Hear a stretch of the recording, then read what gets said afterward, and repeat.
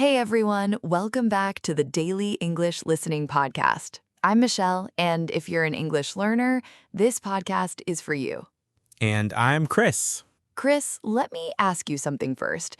Do you think lost time is even a real thing? What do you mean? Well, here's an idea I read this week. Maybe there is no such thing as lost time. There are only bad decisions. Ooh, that's a strong way to start an episode. Think about it. Every time you say, I don't have time for that, what are you really saying? That it's not important enough to me. That's the one. And that would be fine if we were honest about it. The problem is the thing you say matters most never shows up on your calendar. And there's a big difference between being busy and actually going somewhere. Today's episode in one sentence, how to master your time. So, Michelle, how are you today? Honestly, tired. I had a very full day. Meetings, messages, more meetings. Busy day. Very busy. But at the end of the day, I looked back and I could not tell you what I really finished. That is a strange feeling. It is. I felt tired, but not proud. I know that feeling too well. That's precisely why this topic feels so personal to me today. Let's talk about it then. Why do you think this topic matters for people learning English too? Because if you never plan time to practice, you never really improve. It's the same idea. So it applies to more than just work and chores. True. A goal without time on the calendar is just a wish. A wish with good intentions. So today, we are going to look at this. Honestly, no judgment, just two people figuring it out together. Sounds like a plan already. And if this episode is already useful, this is a good moment to subscribe to the Daily English Listening Podcast. New episodes come out every week. And a like on this video really helps more people find the podcast. It makes a big difference. Okay, Chris, let me tell you something that happened to me last month. I'm ready. I made a plan, a real plan. I wanted to write in a journal every night, walk in the morning, and call my mother twice a week. A strong plan. For 3 days, I did everything perfectly. And then? Day 4, work got busy. Day 5, I was tired. Day 6, I told myself, tomorrow, I promise. The famous tomorrow. A month later, my journal had 3 pages. My mother said, you never call anymore. Ouch. The thing is, I never decided that family was not important. I just never made it a priority on my calendar. Priority. That's a good word. A priority is something you treat as more important than other things, so you protect time for it, not something you hope will happen if there is time left over. So priority is a decision, not a feeling. It really is, and that idea alone is worth sitting with for a second. Here's something we want to ask you, actually. What is one thing you keep saying is important, but it never shows up in your schedule? It could be learning English, exercise, family time, or a project you keep postponing. Write it in the comments. Just name it. You don't need a full plan yet. We read every comment, and sometimes naming the thing is the first real step. Okay, back to your story. What happened once you actually looked at your calendar?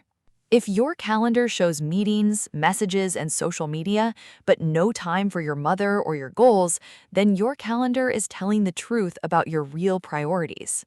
So the calendar doesn't lie, even when we do. It really doesn't. And once I actually looked at mine, I felt a little embarrassed. What did you see? 3 hours of meetings that could have been an email, and 0 minutes for the journal I said I cared about so much. That must have been a strange moment. It was, because on paper, I would always say family and health come first, but my calendar told a completely different story. That's uncomfortable. Very uncomfortable. And there is a second word here.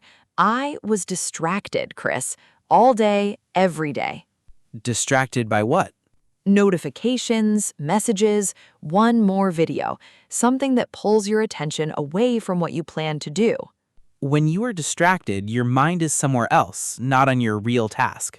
Right, I planned to write in my journal, but I was distracted by my phone, and 10 minutes became an hour. An hour of scrolling instead of 5 lines of writing. The saddest part is, I did not even enjoy the hour. It just disappeared. That is the real cost, not just the lost hour, but the lost hour that gave you nothing back. Nothing, not even rest. So what changed for you after that month? I started doing something simple. Every Sunday night, I write down the 3 things that actually matter to me that week, and I put them in my calendar first, before anything else. Before the meetings go in? Before the meetings. If the important thing is already there, the busy things have to fit around it, not the other way around. That's a small shift with a big result. It really is. My mother and I talk every Tuesday now, no matter how busy the week gets. Okay, my turn now, because my story is a little more embarrassing. Oh, I'm ready for this. I once told my friends I was too busy to help them move to a new apartment. Were you busy? I was on the sofa for 6 hours watching a show I had already seen twice. Chris.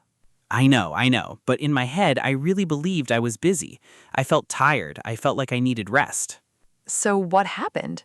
My friend called later and said, "No problem, we finished without you." And I felt terrible. Not because I missed boxes and furniture, Then why? because I realized I did not choose rest. I chose to postpone something that mattered, and I gave the sofa the credit instead. That's such an honest way to put it. It gets worse, actually. 2 days later, I texted my friend, "Sorry again, I really wanted to help." What did they say? They just said, "It's fine, don't worry about it," which somehow felt worse than if they had been angry. Because you knew it wasn't really fine. Right, I knew precisely what I had chosen, and it wasn't rest. Postpone. That's an important word for this topic. When you postpone something, you decide to do it later instead of now, usually because it feels uncomfortable or difficult in the moment. So you didn't lose that day. You postponed your friendship for a show you already knew the ending to. When you say it like that, it sounds much worse. I'm just repeating your own idea back to you. Fair, but here's the thing. That day taught me something. My problem was never a lack of time. What was it then? I had no routine that protected the things I actually cared about. My days just happened to me. A routine is a set of things you do regularly, in a similar order, almost without thinking about it. Right. Without a routine, every day is a fight between what matters and whatever feels easy in the moment. And easy usually wins. Every single time. Unless you build a routine that makes the important thing automatic. So instead of asking, "Do I have time today?" Ask, where does this fit in my routine? That's a small change with a big effect. Huge effect. Now I have a Sunday routine too, actually. Not as neat as yours, but it works. What does yours look like? I write 3 names on a sticky note, people I want to call or see that week, and I stick it right on my laptop. So you can't ignore it. That's the point. My laptop is basically staring at me all day saying, "Did you call them yet?" A sticky note with a conscience. Something like that. And it works better than any app I've tried. Sometimes simple wins. Let's talk more about how this actually works, because I know some people are thinking, my life is not that simple, Chris. True, not everyone has the same amount of free time. Of course not. But almost everyone has more small pockets of time than they realize. Small pockets? Waiting in line, riding the bus, the 10 minutes before a meeting starts. Most people fill those minutes with their phone without even deciding to. Because the phone is easy and thinking about your goals is not.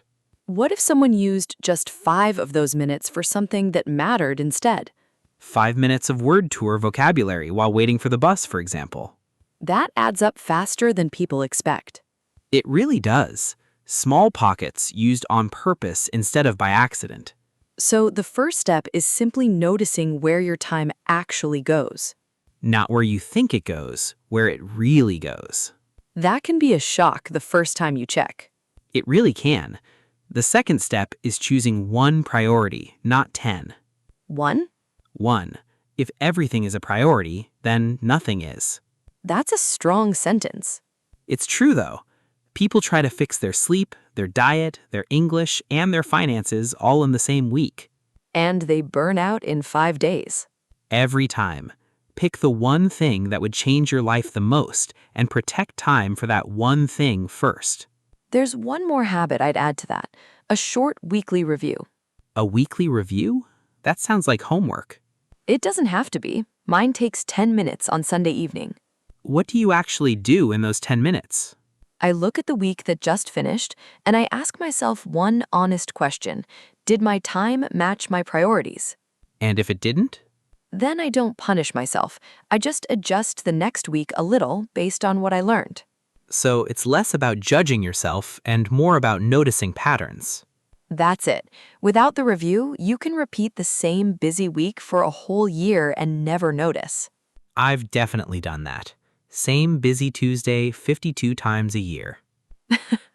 The review breaks that cycle. It gives you a chance to actually choose again. I might actually try that this Sunday. There's another idea I've been thinking about too, the difference between what feels urgent and what is actually important. Oh, that's a good one, because they're not the same thing at all. Urgent is the message that just arrived. Important is the thing that will still matter in 5 years. And urgent always screams louder. It does. A notification feels urgent. Calling your mother does not feel urgent at all until years pass and you wish you had. So urgent steals the day, and important quietly waits in line. Until it doesn't wait anymore. That's precisely why we need to protect time for important things before the urgent stuff fills every gap. Well said, Chris. I surprise myself sometimes. There's one more piece to this, though. Learning to say no. Oh, that's the hardest one for me. Me too, but every time you say yes to something small, you're saying no to something bigger, even if nobody says it out loud. So, saying yes to one more meeting is secretly saying no to your evening walk. Or your English practice, or dinner with your family. When you put it that way, saying no starts to feel less selfish. It's not selfish, it's just honest about what you already decided matters. There's something else I keep thinking about too, how small choices add up over time. You mean like compound interest but for your habits? That's the one. 20 minutes of English a day doesn't feel like much on one single day. But after a year? After a year, that's over 100 hours. That's not a small thing anymore. That's a completely different level of English. And the opposite is true too. 20 minutes of scrolling doesn't feel like much either. But it also adds up into something you never actually chose. So the small daily decision is really the big decision. It just doesn't feel that way in the moment. That actually makes me feel a little better about the 20 minutes I do manage each day. What about being productive? Is that the same as being busy? Not at all. That's the whole point of this episode. Being productive means the time you use actually produces something useful for your goals, not just activity. You can be busy for 8 hours and productive for 0 minutes. Or you can be productive for 1 focused hour and feel more accomplished than a whole busy day. Focus is the key word there. When you focus on something, you give it your full attention without switching to other things. One task, full attention, no phone next to you. That already sounds difficult in today's world. It is difficult, but it is a skill, not a personality trait. You can build it slowly. So let's practice a little. Imagine someone says, "I don't have time to learn English." A better sentence would be, learning English is not my priority right now, and I'm okay with that. That's more honest. Much more honest. Or if it really matters to them, they could say, I will protect 15 minutes every morning for English before anything else. That sounds small, but it's realistic. Small and real beats big and imaginary every time. Another example, I'm too busy to exercise. Better, exercise is not in my routine yet, but I want to add 10 minutes after breakfast. That turns a complaint into a plan. And a plan you can actually follow because it is small enough to survive a busy day. I love that. Small enough to survive a busy day. One more. I'm too distracted to finish anything. Better, my phone is a distraction right now, so I'll leave it in another room for the next 30 minutes. That names the distraction and gives you a real plan against it. instead of just complaining about being distracted. Keep that one. Now, let's slow down some of today's strong words in Word Tour. Yes, time to explore these words a little more deeply. These words will help you talk about time, focus, and building a life that actually reflects what matters to you. Our first word is priority. The word is priority. Repeat after me. Priority. One more time. Priority. And the last one, priority. A priority is something you decide is more important than other things, so you protect time and energy for it. For example, after the accident, her health became her only priority. Or, he finally made his family a priority instead of just talking about it. And when everything feels urgent, it helps to ask yourself what your true priority actually is. Our second word is distracted. Here's the next word, distracted. Say it with me. Distracted. Once more, distracted. And to finish it off, distracted. To be distracted means your attention moves away from what you're supposed to be doing, usually because of something less important. For example, I was so distracted by my phone that I forgot to send the email. Or, the students looked distracted during the last part of the lesson. And a distracted mind can turn a simple 10-minute task into an entire afternoon. Our third word is postpone. Moving on to our next phrase, postpone. Try it out loud. Postpone. Again, postpone. And one last time, postpone. To postpone something means to move it to a later time instead of doing it now, often because it feels uncomfortable. For example, she kept postponing the difficult conversation with her boss. Or, we postponed the trip until next summer because of the weather. And the things we postpone the most are usually the ones that matter the most. Our fourth word is routine. Next word is routine. Give it a try. Routine. Once more, routine. And last one for this word, routine. A routine is a set of actions you repeat regularly, often in a similar order until they feel almost automatic. For example, his morning routine includes 10 minutes of reading before breakfast. Or, without a clear routine, her days felt chaotic and rushed. And a good routine can protect your most important goals even on your busiest days. Our fifth word is focus as a verb. Here's the next word, focus. Repeat after me, focus. Again, focus. And the final repeat, focus. To focus on something means to give it your full attention without letting other things interrupt you.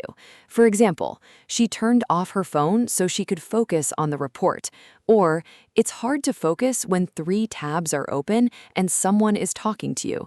And learning to focus for even 20 minutes a day can change how much you actually get done. And our sixth word is productive. Last word of the day, productive. Say it with me. Productive. One more round, productive. And the final repeat, productive.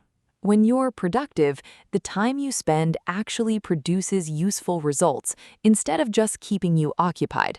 For example, 1 productive hour in the morning felt better than a whole busy day.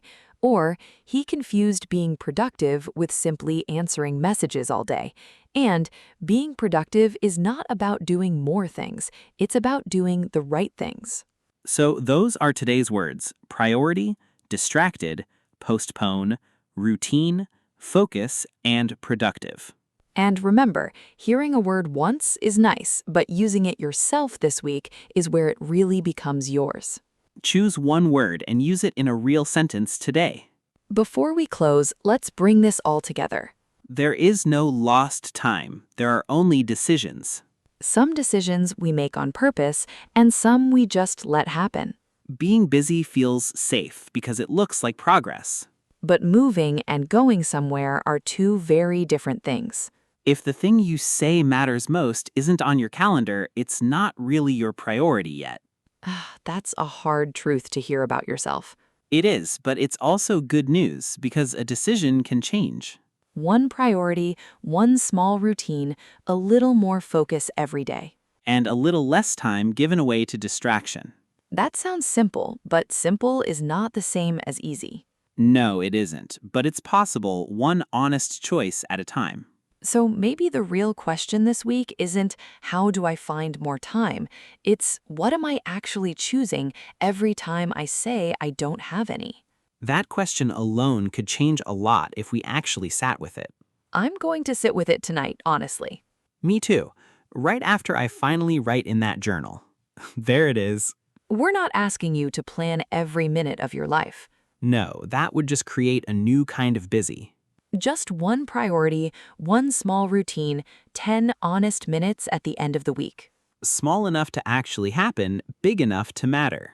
And if this episode changes anything today, let it be this. The next time you say, I don't have time, pause for 1 second. And ask yourself what you're really choosing instead. That one question could change the whole week.